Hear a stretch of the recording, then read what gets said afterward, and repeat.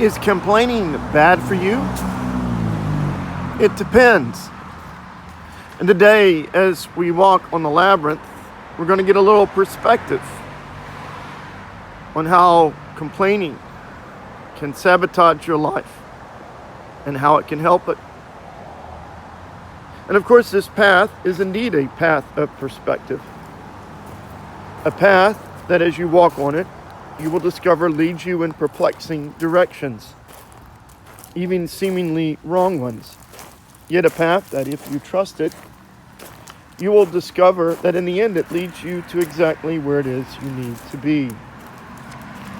And so this path is a walk of trust, a walking prayer even, a way of discerning God's guidance in the twists and turns of life.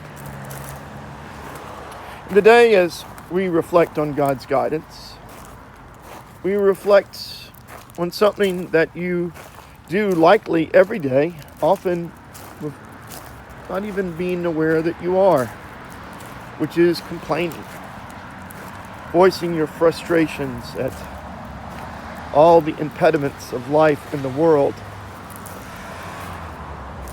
And to be honest, most of the complaining that we do isn't all that helpful. You could call it cathartic complaining. Complaining where you're venting about some situation in your life. And on occasion, it will help you.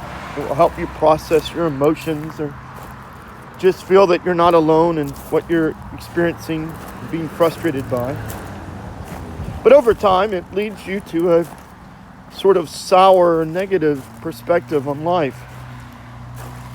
But of course, without a certain type of complaining, much of the world wouldn't change. And that complaining, you could call instrumental complaining.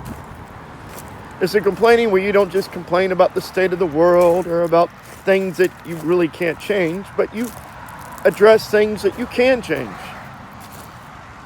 You complain to customer service in order to receive satisfaction for service that wasn't so good. You address a concern to someone you care about or in relationship with so that relationship can get better. And those complaints, of course, if they're done well and rightly, can bring about change in the world. Yet too often, we end up stuck in the first type of complaining, even when we have the opportunity to change what we're complaining about. Instead, we just vent.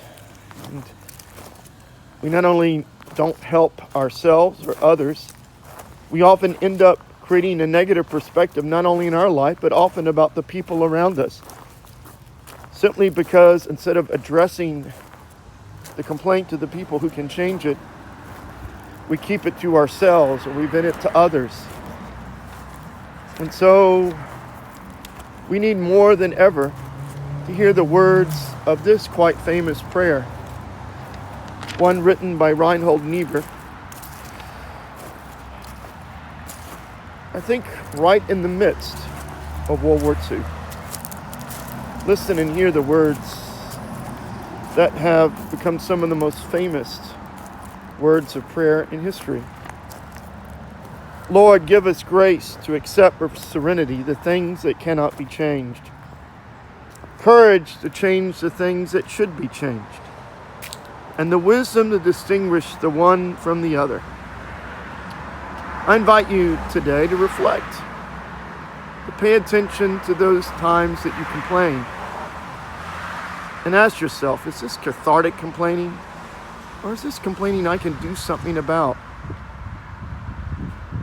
Is this God prompting me to have the courage to change something that needs to be changed? For is that sort of complaining that has changed the world, that has made our world a better and more just place?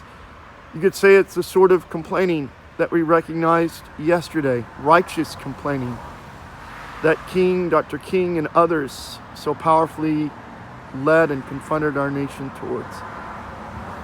May you be that sort of complainer, not only today, but in all the days to come.